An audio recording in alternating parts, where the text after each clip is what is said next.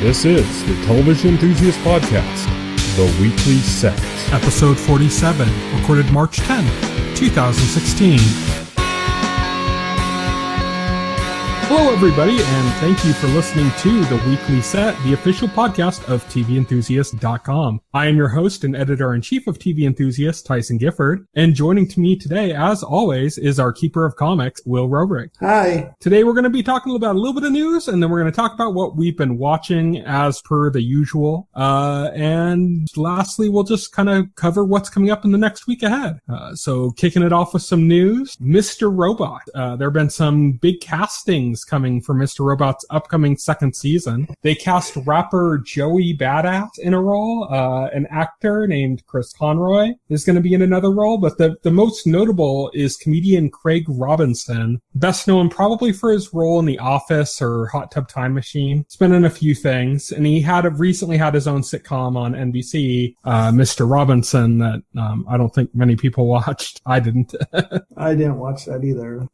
You haven't watched Mr. Robot yet, have you? No, I haven't. I loved it. Cannot wait for the second episode or the second season. Things to watch. I can't watch anything else. Does Craig Robinson's appearance in it make you a little bit more interested? Craig, a little bit. He was funny on The Office. I mean, he's pretty funny, but I don't know. It's like I rush out to watch some just because he's in it. Like, oh my God, Craig Robinson. It is kind of like an off choice too, because it's not really a comedy. The show. This isn't a comedy, so that's kind of weird.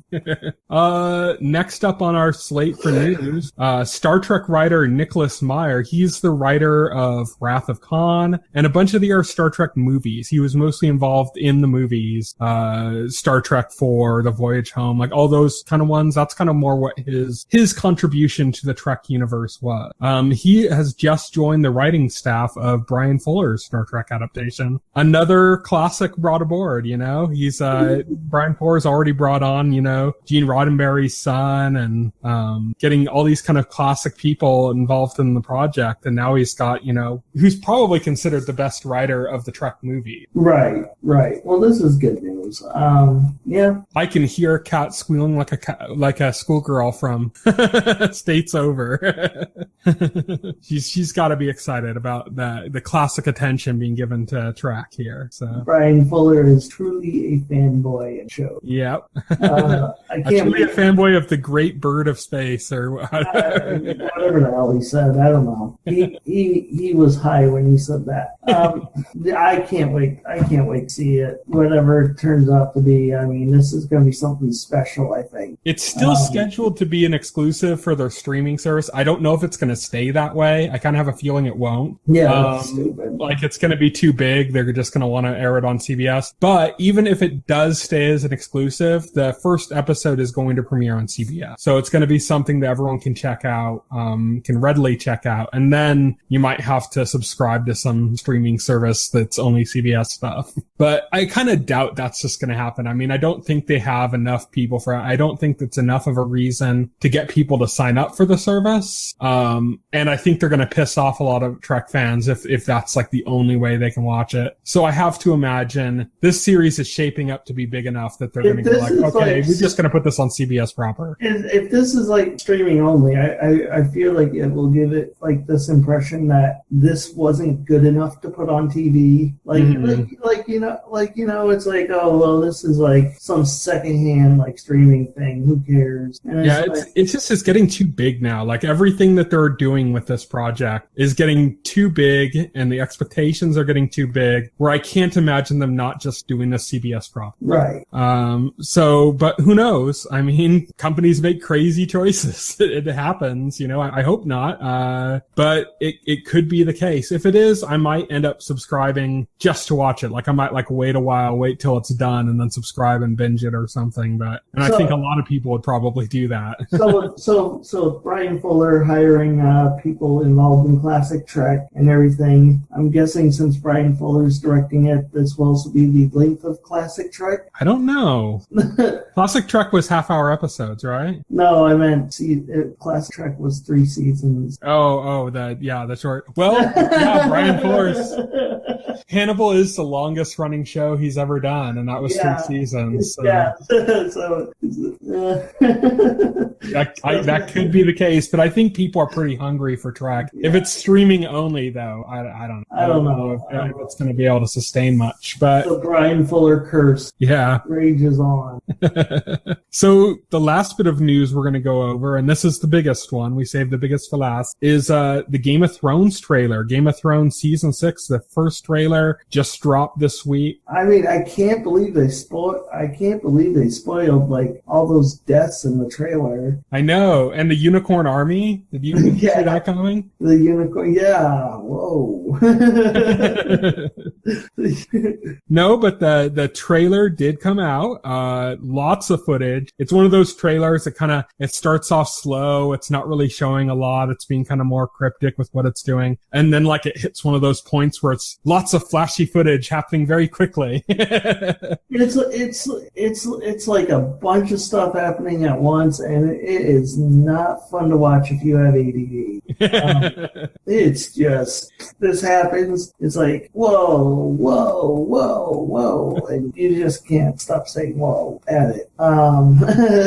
So I did a breakdown of it. If anybody wants to check our front page at TVEnthusiast.com, you can see my breakdown where I grouped it up by like categories. So instead of going over it by like the chronological order, like first there was this scene, then there was this scene, I kind of brought them together. Like all the stuff related to Jon Snow is in one area, and all the stuff related to Arya is in another area, and so on and so forth, to kind of cover the kind of specific events, the fan theories about what's going to happen based on the books, the kind of stuff that's going on that's not in the books, yet, because this is the first season where most of the stuff is not in the books. I mean, there's like one storyline I talked about in the breakdown of the trailer that is in the books that has not yet happened on the show. And that's it. That's one thing. And that's the Ironborn, the Iron Island side of the story. That has happened in the book, or at least is in the process of happening. And none of that's really been covered yet, but it's going to be. So besides that, pretty much everything you're seeing in that trailer is stuff that's not yet put in the book. Okay, nice. So it's pretty exciting,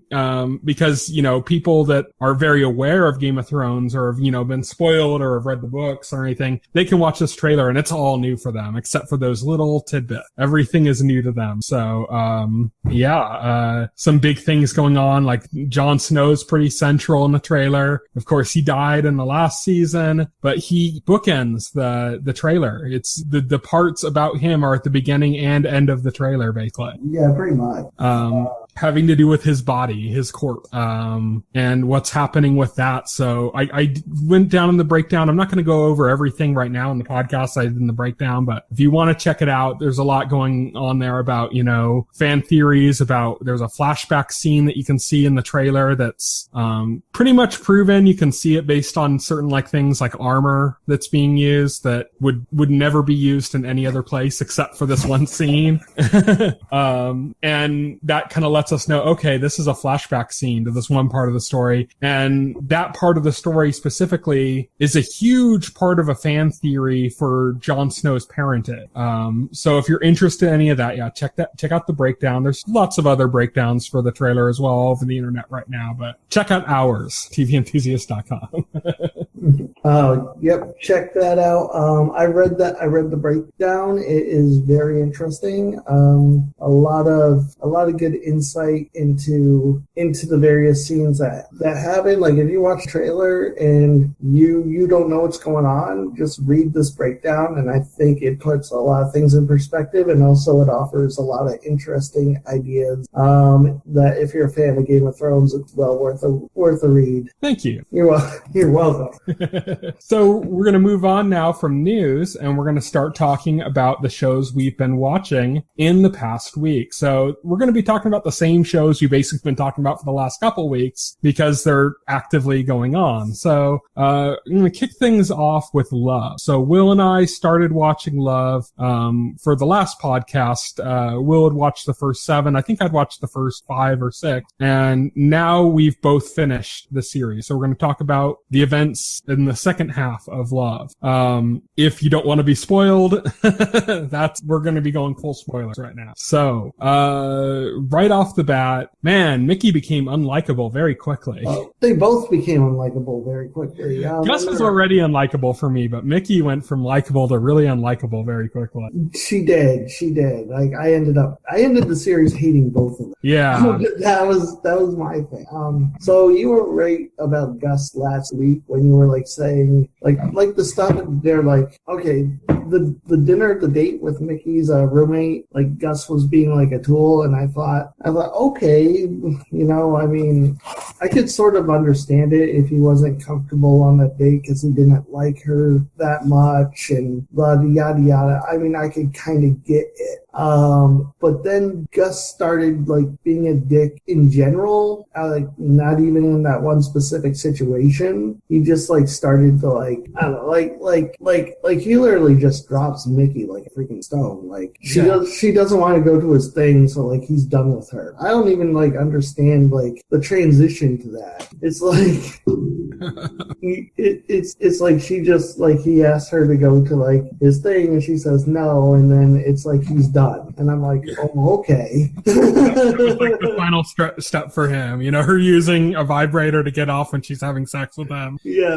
That wasn't enough, you know. The fiasco at the Magic Castle, which that's kind of like I think the first thing where I was like, oh, Mickey, you're just being a bitch now, you know, yeah, like seriously, like this is clearly that you don't care about this, but clearly he does, and for you to just kind of, you know, push it all the way to the point that he's kicked out of it, and you know, it's like basically ruining something he loves for him. It's like that's going too far there, Mickey, you know. So it's like that's kind of I think the first thing where I started to really dislike Mickey as well, where I'd already started to dislike Gus. Right, where you see it start, and like it just gets worse in this episode with like Mickey, because like once Gus decides he's done with her, she becomes so annoying and obsessive. It's not even like funny. It's like she becomes like the clingiest person on the planet. It's like, and it's like, holy shit. And I felt really bad for her roommate, Birdie, who she like dragged, she like saying like, you know, oh, I want to make up, you know, for me being a pain to you. Let's go on a studio tour. And it's just so that she can have an excuse not to look too crazy when she's going out to see Gus and basically stalk him. Yeah. And it's just a bit much. It's like, really? She treats her roommate like utter shit in the back half of the series. Like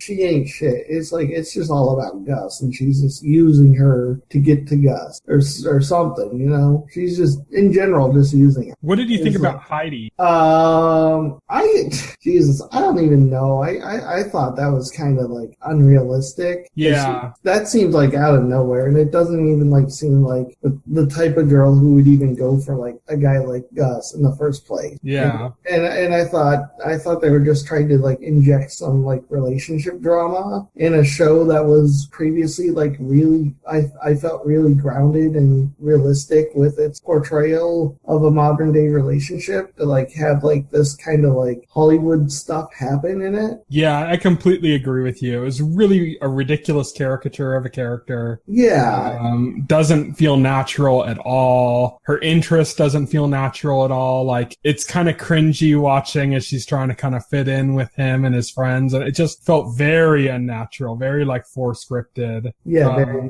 yeah, I was very disappointed in the stuff with Heidi in general. And then I felt like the ending to that relationship was also like as fake as like the entire thing was, because it's like Gus inadvertently gets her character killed off in the writer's room, and basically meaning like he gets her fired and she ends it, and I'm like, that's like a plot out of Seinfeld. Yeah. It's really ridiculous, but it's not being played for laughs. It's kind of being played as a serious thing, and it just kind of comes off as super ridiculous. Yeah, I gotta say again, they brought Arya back. Not Arya Stark, but Arya played by Judd Apatow's daughter, the child actress on the show. She was brought her back and again made Gus a total fucking dick. Yeah. With like him basically taking out all his issues on her and basically like, it's like she's a little girl that's clearly got, and still only thinking about himself and the situation, you know? Yeah, that's all he's thinking about. And like, and like this episode made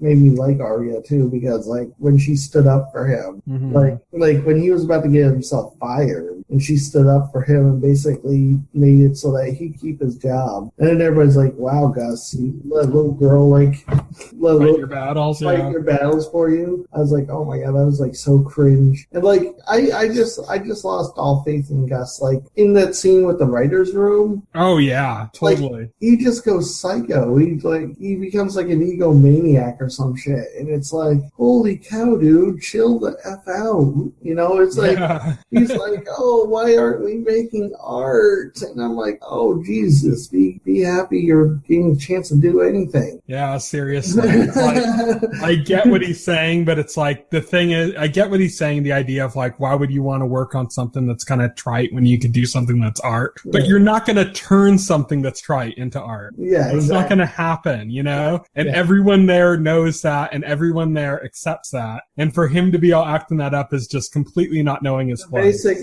Basically he's just calling everybody their shit by extension. He's saying, well, you're shit, and it's like, yeah, and then you expect to still have a job. Yeah. Like, I don't know what's wrong with you, Gus. Like, really. Yeah, seriously. He's just ridiculous. I mean, the way he was like grabbing the girl's like laptop from her, and it's like, you fucking know she's not writing it. You don't need to like glance at to prove it. That's not going to do anything for the people there because everybody else knows it too. Yeah, nobody cares, you know? Yeah, nobody cares. Exactly. So yeah, that's kind of how Love ended for me, with me kind of hating both the characters, and the ending itself makes me hate Gus even more because basically you find out, okay, well, at least Mickey has some excuse for being insane. She's like literally like a sex and love addict, and she's trying to deal with it. And she goes to him and it's like, oh great, she's being stalkery again. But she goes to him the right way, and actually, like, I thought she was just going to be super stalkery again. But she was like, you know, hey, I'm a sex and love addict. I'm sorry I was being such a pain. I need some time for myself. And then Gus kisses her. That's not sweet, Gus. That's basically somebody saying, I'm a drug addict. I need to get sober. And you shoving a bag of cocaine in their face.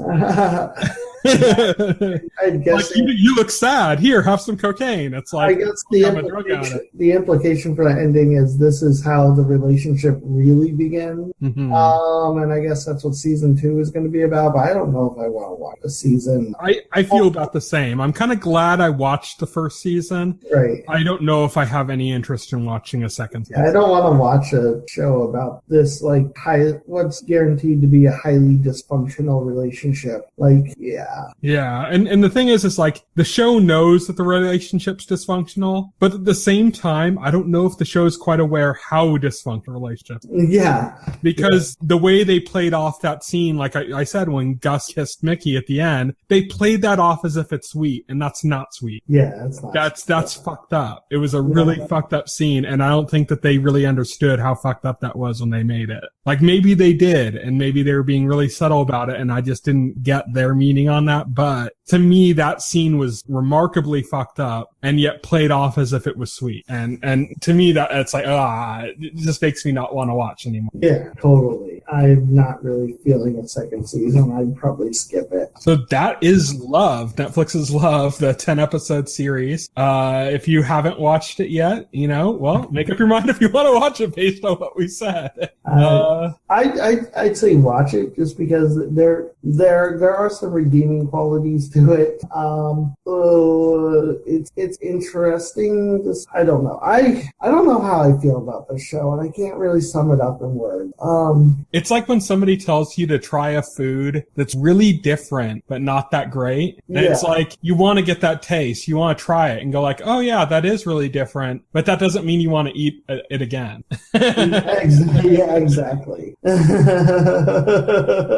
So I'd say, yeah, it's worth checking out if you're at all interested in it, just to see like what it is, because it is kind of a little different. But once you've watched it, don't feel bad if you're like, I'm done. Because that's exactly how I feel right now. I'm done with this show. So, I mean, who knows? Maybe some time will change my mind. Maybe I'll forget how angry I was at the end of it and just watch it again. But I don't know. Right now, I really have no interest in continuing. I don't either. I hated the characters. I don't really care what happens to them after this. So let's talk about the Magicians now. Again, spoiler warning, anybody that hasn't watched the Magicians, we're going to be talking about the last 2 episodes of the Magicians. So yeah, if you don't want to be spoiled on the Magicians, this is your warning. So first up, the first episode, because they 2 episodes do feel kind of distinct, because one takes place in a different area, basically. So it starts off with the last thing you had seen, Will, before these 2 episodes, was the geese flying away, or the ducks, or whatever. They're flying to Breakville's south, which is in Antarctica or something. It's in the South Pole, I believe. So, the South Pole, yeah. I think it is very cold and very snowy. And Breakville South is basically, it's a one-man show. There's like one instructor there, and he is like a Russian guy. He's a Russian guy. He's like a major hard ass. I grew to like him though. I grew to like him because he's a total dick, but he's like a dick in a funny way, and he's like he's genuinely like working to prepare them to make them better. Yeah, he genuinely cares about them. And they probably evolved as magicians more in that one episode than they have in the course of the rest of the show. Yeah, I know, right? You get all your training from Breakville South. Yeah, that's fine. Basically, he just puts them through hell. He makes them all mute, like right off the bat. Yeah, he makes them all mute right off the bat. And he, oh my god, it's so funny. Like Quentin and the other magician there, the blonde chick, Alice, yes. Okay, Quentin and Alice, right? Their relationship develops further this episode. Like Foxack. What does the fox say? Something sexy. Apparently, in the Arctic snow, yeah. In the Arctic snow, yeah, I know, right? But yeah, so Quentin and Alice, they're working together. It was cool to see when they were doing like the nail exercise, because they did all these different exercises. They did this thing where they had to push nails in the wood. And it took them a while to get it, and then finally they got it like really good. And I loved it when Quentin just gets like super angry at the guy and slams all the nails in, and you're like, oh, he was just showing off that he could slam them all in. And then you see he spelt out dick. Yeah, and it's like then they have to do a thing where they're actually like mind controlling these bugs to go through these electric rings, or these fireflies, to go through these like electric rings, or they'll be zapped if they hit, and if they get zapped, then Quentin gets zapped. It was stupid at the beginning because like they focus on getting that one through the rings, and then when they do, they like sit there and like celebrate like they did it. And there's like 50 other of them, and they just let them fly into the ring. Quentin like goes into like freaking coma. I'm like, great. I'm like, good job, dumbasses. But it was they managed to get through it. What I liked about that was that the initial like development of just saying you need to be able to move these bugs by mind controlling them, and they were like morally objecting. Yeah, they were like morally objecting to it. And I like how when they did it, like the instructor wasn't even impressed. He was like, "Oh God, you're planning. It's so boring," or something like that.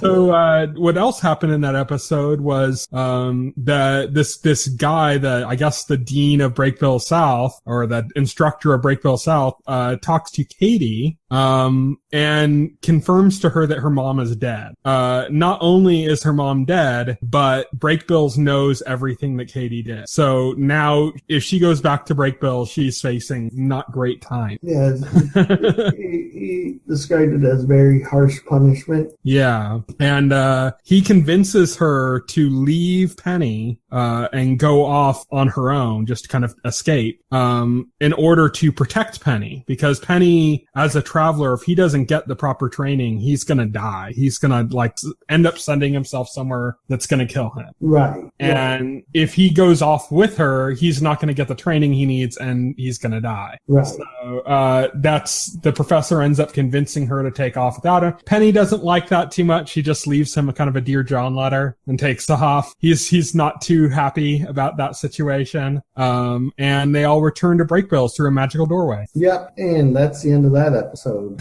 Like, and basically, that was a good episode. I thought that was a good episode. I really liked the Russian Breakbills instructor. I thought that was a good character. There was some interesting. There was some good. It seemed like the character focus was primarily on the relationship between Quentin and Alice and Penny and Katie and I thought the Penny and Katie relationship in this episode was the most interesting thing, because this was right after Penny found out like Katie was using him, and so halfway through the episode he makes peace with that, only to lose Katie like at the end of the episode. Mm-hmm. Which brings Before we get on to the next episode, there was a subplot of this episode that we didn't talk about that kind of plays into the next episode. Yeah, it was Quentin's friend there.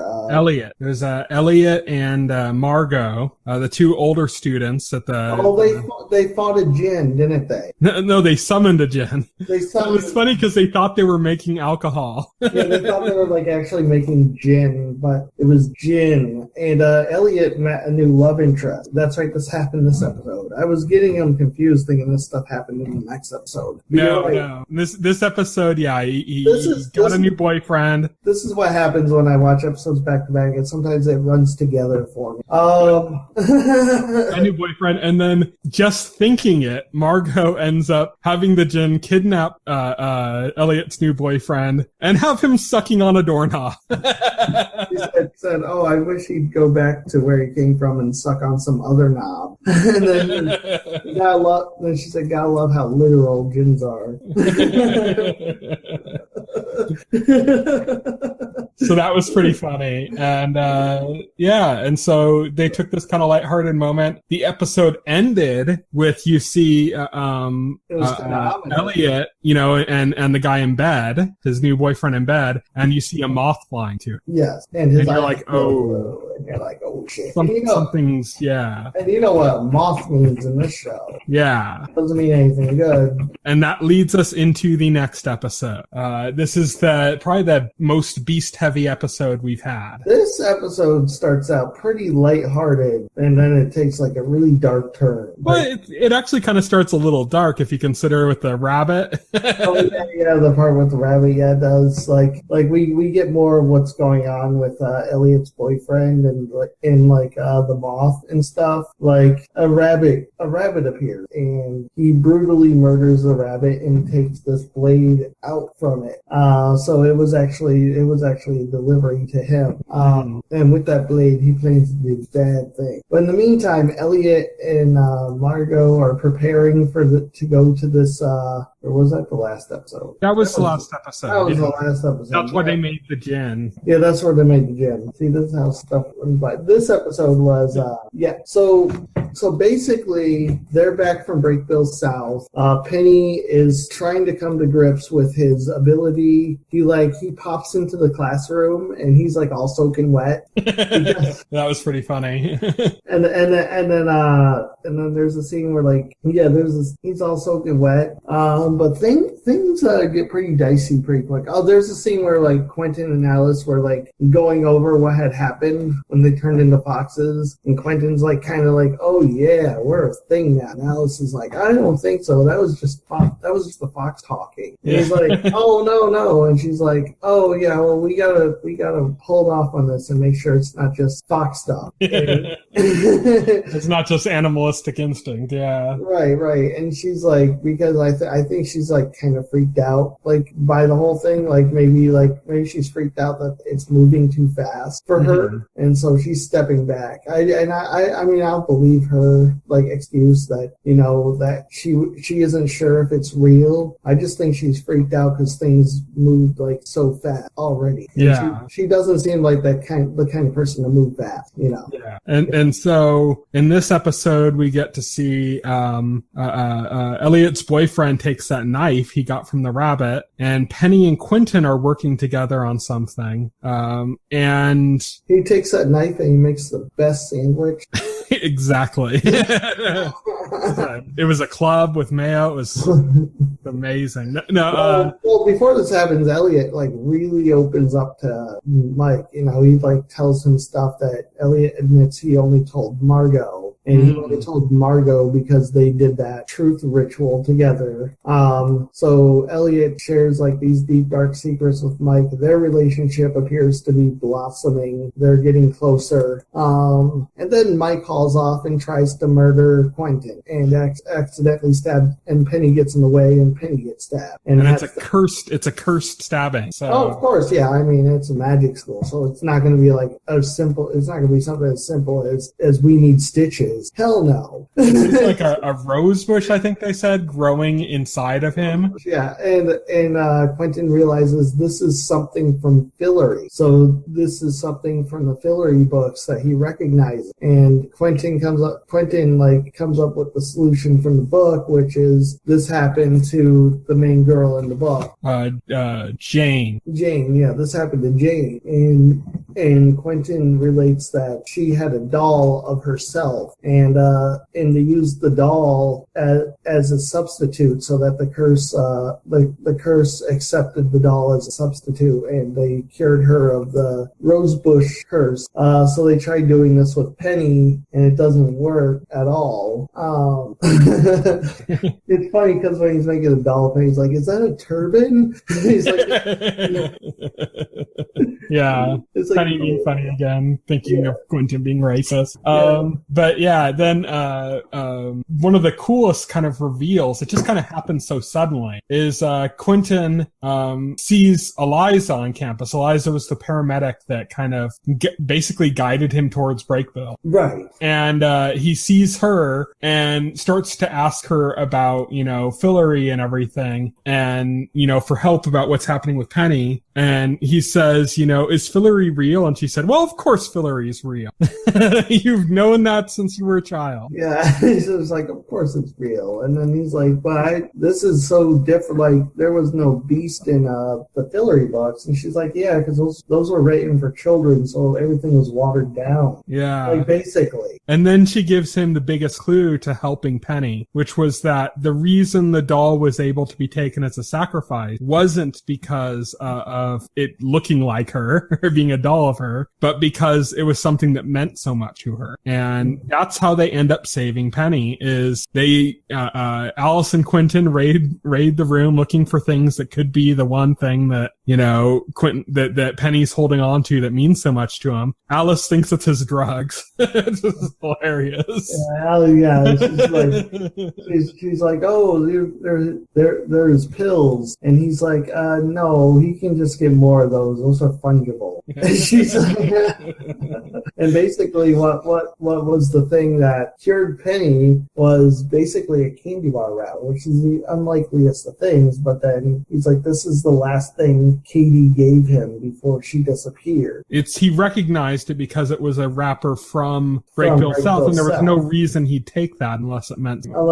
something to him, right? And that's because Katie gave it to him, and that was the last thing he had from her before she disappeared. So that's why it means something to him. And so since that has that special meaning attached to it, that cures Penny, not some silly doll Quentin made. And And then we get to the really fucked up part of the episode. Oh God, this is where it takes a turn, because then we find out that either Elliot's boyfriend Mike was possessed by the beast, or was the beast the whole time. I don't think this is ever made clear. I think it's more likely possessed. He was possessed from the moment we saw him on the show. Yeah, because the beast met up with him off campus, possessed him, and then took him on campus. So the entire time we saw him, he was possessed. But before that, he was just a Break Bills alumni. That's right. Yeah, before that he was. So his entire time with Elliot, he was possessed by the beast. I don't know. He could have been possessed the whole time, like he was at Break Bills too. I mean, the beast playing the long game. Yeah, or something like that. We find out that he was possessed by the beast. Jane visits him, or no, not Jane. Eliza visits him, and basically is saying, now your great plan you had, now you're captured. Your meat suit's gonna be in a prison, and you didn't accomplish anything. Penny's gonna be fine, and you didn't get Quentin. And he says, I can leave anytime I feel like it. And then she says, well, why don't you? And he says, I was waiting for you. She kind of like sarcastically taunts him, like she gets in there and she vastly she thinks he's trapped, cornered, and she vastly underestimates him. And then when he says like leave anytime I want to, she doesn't believe him, so she taunts him. She sarcastically taunts him, and then that's when he brutally murders her. Like he strangles her. He doesn't know. He snaps her neck, but that's not enough, because then apparently he's got the old Oberyn Martell. Yeah, right. Pretty much. I was trying to find the words, but yeah, he basically he basically goes mounting on her.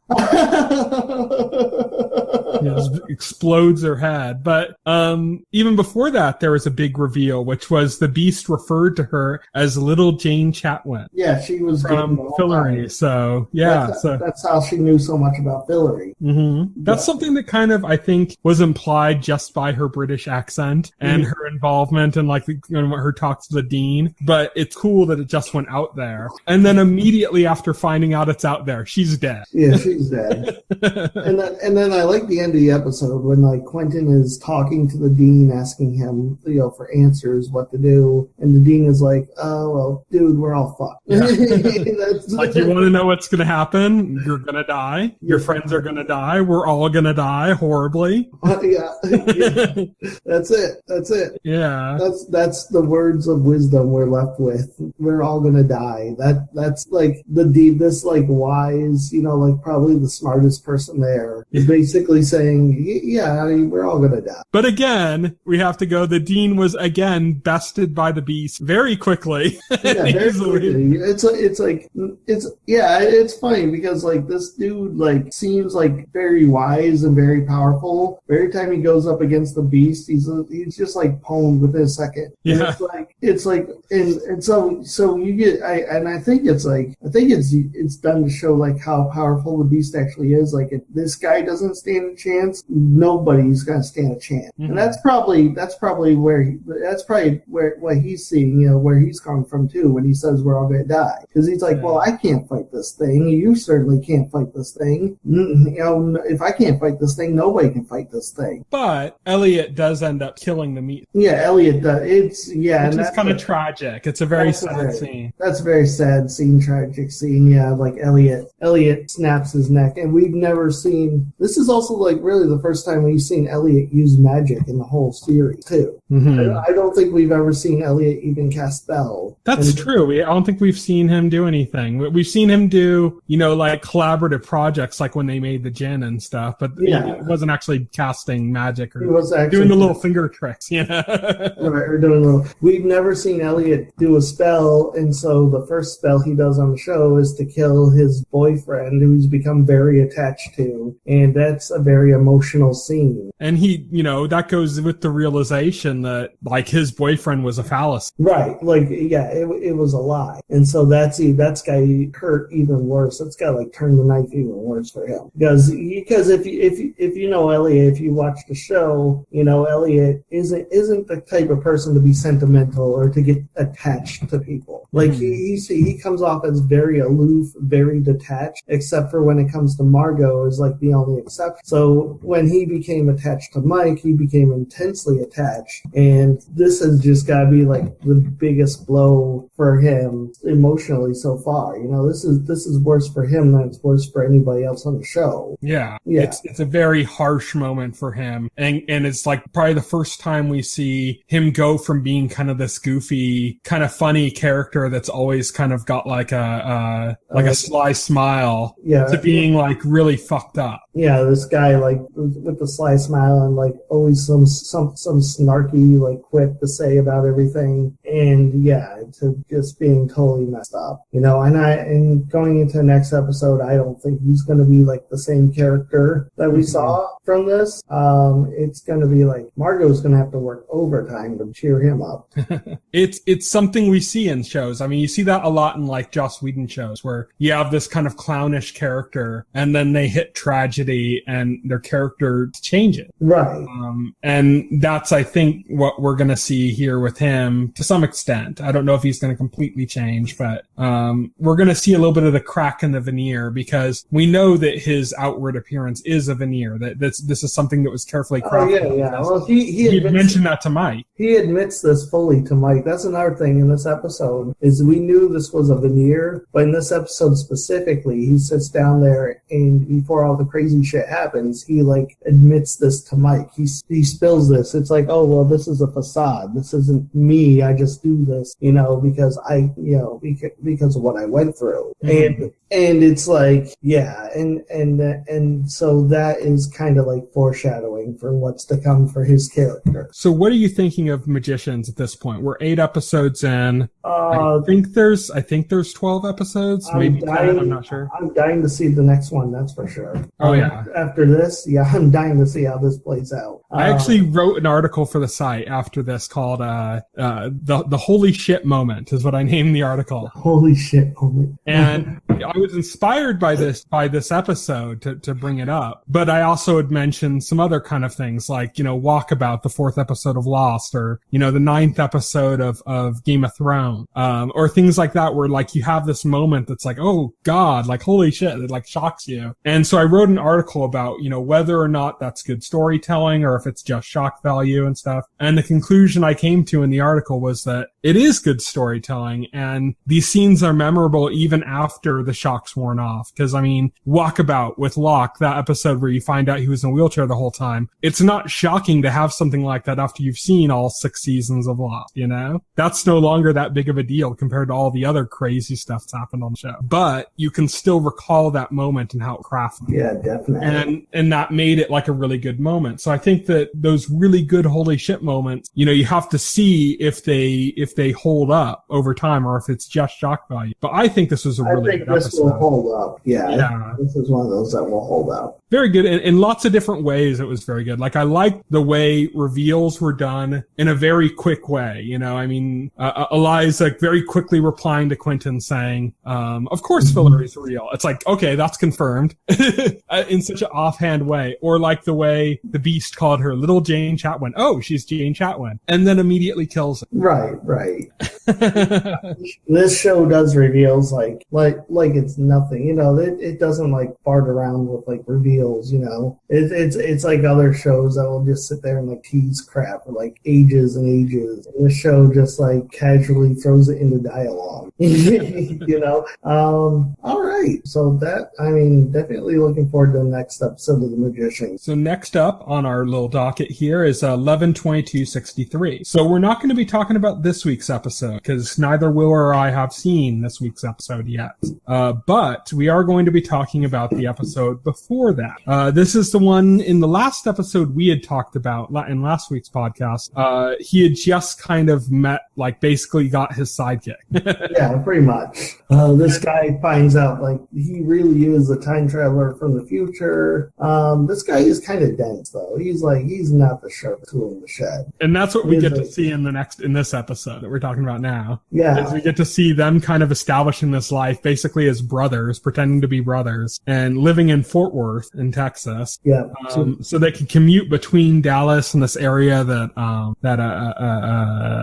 what's his name? Lee Harvey Oswald Oswald is living at. And they're trying to investigate him, and they have surveillance equipment set up to try to, catch anything he says and figure out, what he's doing. And if he is involved in this plan to take out this general that's going to end up being kind of like the precursor to the events of JFK's assassination. Right, yeah. So that while that's going on, Jake gets a job working at a local school, and unbelievably enough, who shows up but this woman Jake met in Dallas 2 years prior, Sadie, who becomes the school's librarian, in like a huge freaking coincidence.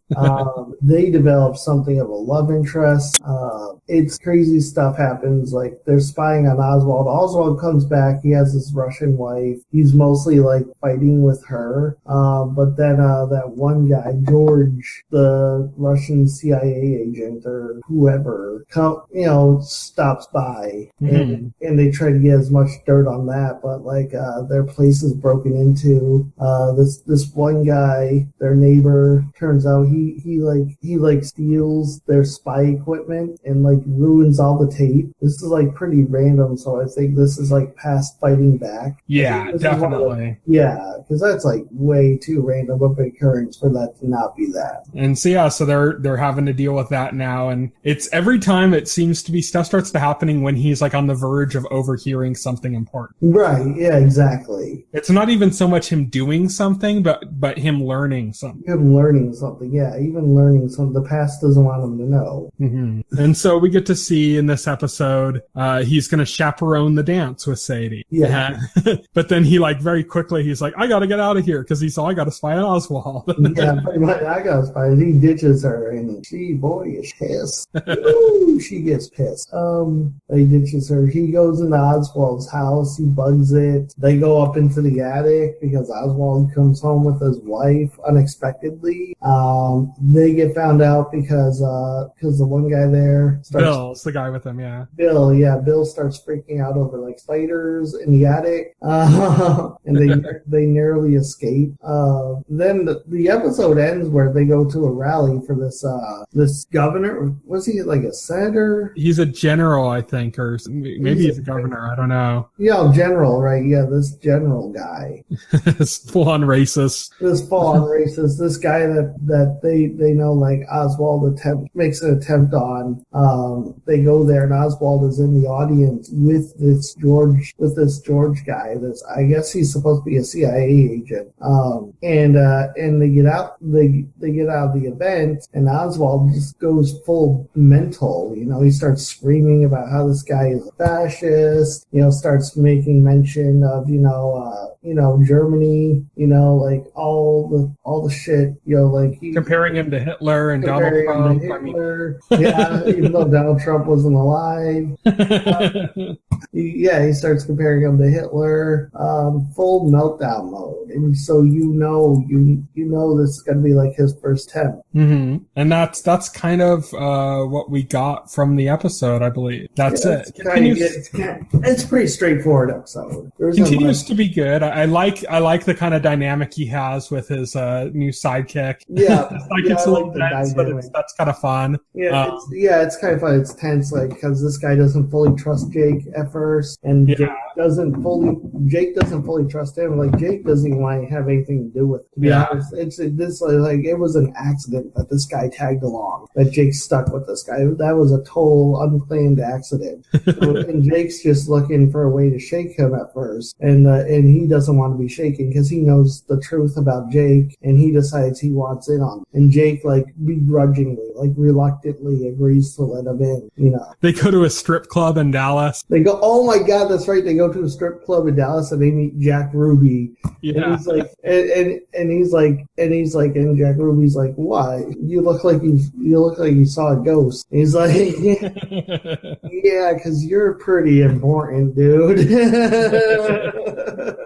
It's kind of a weird accidental encounter, but yeah, it was funny seeing Bill drunk at the strip club, almost giving away secrets. And he's like, "Oh, he's from the future. He's gonna stop bad things." And like Jack Ruby, like kind of nervously laughs, like he's drunk out of his gourd and he's shouting insane shit. So like nobody's gonna take him seriously anyway. He's like, "This guy is from the future," and he's like so drunk. Like Jake's nervous, but it's like I don't think Jake was more nervous than he had to be, because like nobody's gonna look at him and go and take him seriously with like the shit, with like the condition he's in and the things he's saying. Yeah. Like he'd be more likely to have somebody call and have him committed. Jack Ruby like kind of laughs it off, and like that was that scene. And I also like the principal of the school, played by the guy from the chief from Justified. Oh yeah, he's great. I love this guy. He's such a wonderful guy. He's great here too. He's like, I love how he initially came off as like he like asked him, he's all, "Do you think that we should ban Catcher in the Rye from bookshelves or something?" It's like a question, and he comes off as kind of conservative. So like you can see like Jake going like, "What answer should I give him?" And then he's like, "I'm just gonna give him the honest answer and say, well, we shouldn't ban any books because it's America and stuff, And then the guy like totally is like down for that answer. He's like totally down for that answer. He's like, and no, that book's never going to be in our library.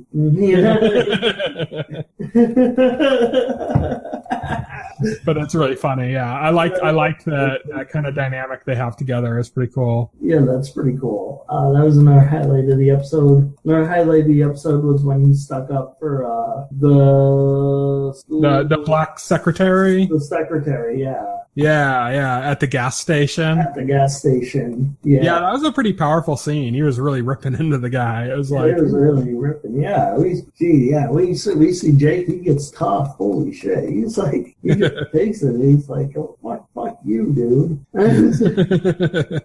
So what do you think between this episode and the last episode? Last week, I had mentioned that I had heard a lot of people saying, "Oh, the third episode's the best," and the second episode wasn't so hot. And you and I ended up really liking the second episode. So what do you think of the third episode? I thought the second episode was better just because it was like it was like almost self-contained in a way, and it was like this tightly plotted like thriller. Whereas this episode was good, but this was more like we're moving the plot along. Yeah, I completely agree. Yeah, it's like we're introducing Oswald. We're introducing these plot elements that are going to take us through the rest of the season. So it wasn't so much like full of holy crap moments as this episode seemed to be like set up for the second half of this for the rest of the season. Yeah, it didn't have that tension that the last episode had. The last episode had so many like super tense moments. Yeah. The last episode was practically like its own thing unto itself, which was like really interesting. So yeah, that's it for 11/22/63. We'll be talking about this again probably next week along with the Magicians. Not Love though. We finished Love. Love does not have any more episodes. Yeah. So to wrap up our discussion of what we've been watching this past week, I'm going to just kind of rapid fire go through some new shows I've checked out. So I saw the first 2 episodes of Hap and Leonard. It's good. It kind of has a Justified vibe to it. It's very pulpy. Justified's nice. Yeah, but it does take place in like the 70s or 80s. I think it's the 80s, I think. Yeah. It takes place in the 80s. They're looking for this treasure, this bank robber that had like drove a car off this bridge or something, and it's sunk in the water, and they're looking for it, and it's very, very pulpy. It's the friendship between the 2 leads is pretty interesting. It's got Omar from The Wire in it, along with James Pulfrey, I think. He was in Rome. He played Marcus, what's his name? Aurelius? I think so. Is it Caesar's like right-hand man? I guess. I don't know. I don't remember. Yeah, but it was like Caesar's like main general guy. So yeah, he's in it as well. The 2 of them are great together. It's got from Mad Men, Joan from Mad Men Men, and he's also in Firefly. She's in it. She's pretty good in that as well. Yeah, it's just a very good pulpy adventure show. Like I said, kind of in the vein of Justified, maybe a little bit pulpier, somewhere between maybe Justified and Banshee, I guess. I don't know. Cool. But it's pretty entertaining. I saw the first episode of Slasher. This is the new like horror series from Chiller. Yeah. This is their first like original series. It sucked. I mean, I was just like, okay. It went for it. It was kind of violent. It had some kind of cool moments. Took itself way too seriously. Got campy in a way that's not good. And yeah, I just had no interest in watching past the first episode. Damn, that's not. Oh well. I saw the first episode of Damien. That's Oliver Queen from Smallville as the Antichrist. Nobody cares about Smallville. Oliver Queen. That's why I got so angry he became the Antichrist. Yeah.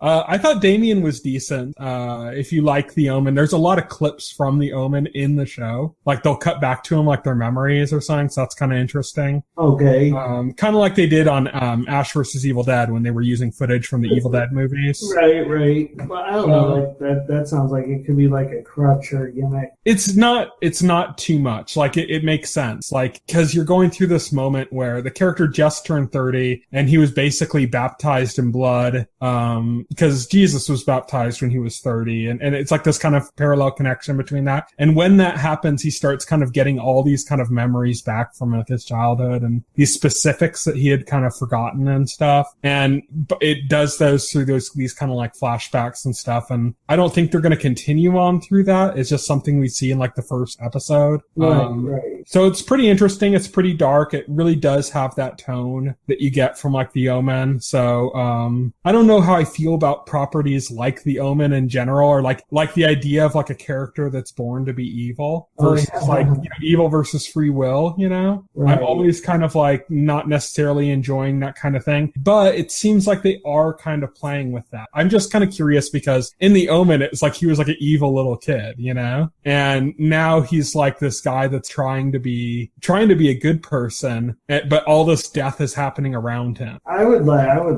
be interested in like this show like about somebody who's born evil or supposed to be evil, but like he tries to fight his nature and retain his free will. Mm-hmm. That would probably be like really interesting. I just don't like the idea of inevitability. Right. Well, that's what this would be. It would be like about, you know, like it would be like about that question, like is it inevitable? Does destiny control your path, or do you control your own path? And it would be like that. So it would be like, okay, well, you're supposed to be evil, and like, well, I'm not. So I'm not going to be this way. It's good enough to continue watching, so I'm going to keep watching it. I saw the first couple episodes of Vinyl. The first episode was like a full 2 hours. It's HBO, so it's like a full 2 hours. No interest in watching this. I heard that this is doing terrible. I think it already got canceled. I don't know. I haven't heard that. I know a lot of people like it. I have mixed feelings about it. There are aspects about it that are really cool, and then there are aspects about it that are a bit too like worshipy of the era, and you know, they're like these little like weird like musical segue moments where like it'll have this kind of thing that's not actually happening in the show. It'll be like it's like a performance or something that just kind of happens out of nowhere, and it's not like they're at a performance. It's like it just kind of cuts away to this performance that has no place in it, and then it cuts like back or something. It's using it as like this framing device. I don't know how much I like that. Every time those scenes kind of come up, I'm kind of feel like, oh, it's like they're just filling time now, you know? So I didn't quite like that aspect of it. I didn't quite like that they seemed to be too in love with the era and the music of the era to really look at it in a more subjective way. Oh, never mind. It was renewed for season 2. Okay. I was totally wrong. I heard like it was doing abysmal in the ratings for like HBO though, so I'm surprised that they did that. But it's gotten a lot of attention, and HBO seems to care more about it being in conversation than about it being actively watched. So, cause that's what gets people to subscribe, as if, you know, like True Detective. If True Detective didn't do well, it wouldn't matter because the first season of True Detective was so heavily talked about in Twitter and stuff that it was like advertised for HBO. Right. And that's what they want. So that's what HBO really wants. And then like the opposite happened with True Detective season 2, where like that's why we're not going to get a True Detective 3. It's like the ratings for season 2 were fine. It's just that everyone hated it so much that it became like a negative for them to keep it around. Right. So yeah, Vinyl it's okay. I think there's a scene at the end of the first episode that's just pretty insane. It looks like at first like you think it's like a metaphor, and then it actually happens and you're like, oh, holy shit, that's pretty crazy. But yeah, I mean, it's an okay. I actually heard somebody describe it as like, it has all those HBO show tropes that kind of like you see in things like The Sopranos or Boardwalk Empire and stuff. And yeah, they are there and they're plentiful. I don't know. I don't know what to think about it overall as a whole. It's very similar to Boardwalk Empire to me in the sense that there are aspects of it I like and there are aspects that drag. And, I also get a little bit of a Mad Men vibe though, because it does kind of have this, I mean, just when you see his apartment and the shag carpet and stuff and like the respect paid to the era as far as like the set decoration and stuff is really kind of interesting. Right, definitely. And then one other show that I watched just the first episode of is Underground, which is the new show on WGN about the Underground Railroad, Okay. which I heard being described as was it Roots meets Prison Break. Oh, okay. Yeah, I mean, I think it's okay. I think it's a little heavy-handed at times. It has this the music's weird. The way they tie the music together is very strange. And it can be a bit over the top at times and trying to kind of like, it's like, yeah, we get it. You know, these Southerners suck. They're evil, you know? But Yeah. it's kind of like a little over the top at points where it's like, okay, this character is just a caricature now instead of just a villain, you know? Right, exactly. So there are aspects of it that I think go a little too far to really be that interesting to watch. But I mean, overall, I think it's worth continuing on to at least see where it goes from here. But there's enough. I think that the interesting thing is that you have this big group of slaves starting to get together and organize that they're going to escape together. They get this kind of map that's like basically lyrics to a song that's like a slave spiritual to sing to like know the directions to the Underground Railroad locations. Right. And they figure all this stuff out and they start getting a group together because one of them had tried to escape and failed. And he basically comes up with the idea of like, if we're going to escape, we're going to escape in a carefully selected group. And we're going to make sure that this group has the right people connected into it so that we have, you know, the right balance of people so that if something does happen, if slave owners come for us or something, like we can basically take them out. Like we have enough men to fight back and we have the right men and we have people that are going to be fast enough to stay moving. And so they're basically like assembling it. And that's where you get more of that Prison Break vibe, which is the idea of them plotting this escape. And I think that's the most interesting Right. now is just kind of seeing them plotting how they're going to get away with this and how they're going to get out of this situation. So yeah, that's pretty good. Like I said, it gets a little overly dramatic and a little caricaturist with some of the characters, but besides that, it's decent. And that's it for what we've been watching in the past week. All we have left now is to talk about what's coming up in the next week. And so here's what we have coming up. Tomorrow or today for people listening to the podcast and for Will, 2 new series have hit Netflix, which is Flake, which is a new Will Arnett series. We talked about in our spring preview with Ed. I think we were all kind of favorable about it. And The Characters, another show on Netflix, which we were not very favorable towards. Yeah. So yeah, you got the good and the bad coming to Netflix on the same. Good and the bad, yeah. Ouch. That's tomorrow or today, Friday, March 11th, depending on when you're listening to this. Then Wednesday, March 16th, is the season 4 premiere of The Americans. This is the Russian spy, 1980s Russian spy series, starring like Kerry Russell on FX. So that's coming back. If you watch that, that's something to look forward to. If not, well, you probably don't want to jump in on the 4th season. Probably not. So yeah, that's it for coming up in the next week. I mean, Daredevil's looming on the horizon. season, but that's still not within this week. Almost. Next week when we talk about what's coming up, we're going to talk about Daredevil and our excitement for that. But until then, it's not coming up in the next week, so that's still a ways off. That's it for what's coming up in the week ahead. Thank you everybody for listening to the podcast. My name is Tyson. I am the host of the Weekly Set podcast, as well as the editor-in-chief of TVEnthusiast.com. And today I was joined by Will Roerig, who is our keeper of comics at TVEnthusiast.com and the host of our show TVE versus Marvel and DC, which we record every Sunday, and we talk about the latest happenings in Agents of S.H.I.E.L.D. and Legends of Tomorrow. Those are the two shows we're going to be talking about next week. All right. So yeah, thank you everybody for listening. Bye. Night. If you would like to voice your opinion, send an email to theweeklyset@TVEnthusiast.com. TV Enthusiast is a part of the Enthusiast Media Network. Stay tuned to TV Enthusiast and the Weekly Set podcast for more coverage of all of your favorite shows.